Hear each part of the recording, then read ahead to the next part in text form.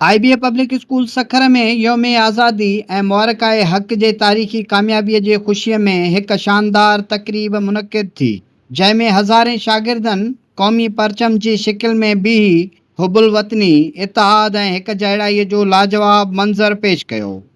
फ़िज़ा में पाकिस्तान ज़िंदाबाद, कश्मीर बणिबो पाकिस्तान जा नारा गूंजंदा रहिया। मासूम ॿारनि जे चेहरनि ते ख़ुशी ऐं फ़ख़्रु साफ़ नज़र अची रहियो हो।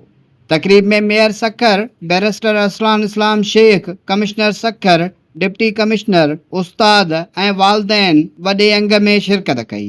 मेयर सखर पंहिंजे तक़रीर में चयो त ही मंज़र क़ाइद आज़म मोहम्मद अली जनाह जे अज़म, शहीद ज़ुल्फ़िकार अली भुट्टो जे बहादुरीअ जी यादि ताज़ी करे थो। पाक फ़ौज जे ताज़ियुनि कामयाबियुनि साबित कयो आहे त पाकिस्तान नाक़ाबिले तस्ख़ीर मुल्क आहे। प्रोग्राम में शिरकत कंदड़ माण्हुनि शहीदनि खे ख़िराज अक़ीदत पेश कयो ऐं पाकिस्तान जे सालमियत लाइ हर क़ुर्बानी ॾियण जो अज़म पिणु वरजायो। 3080 ॿारनि जो ही मुनफ़रद कारनामो न सिर्फ़ सखर पर सॼे मुल्क लाइ हिकु यादगार ऐं तारीख़ी लम्हो बणिजी वियो आहे।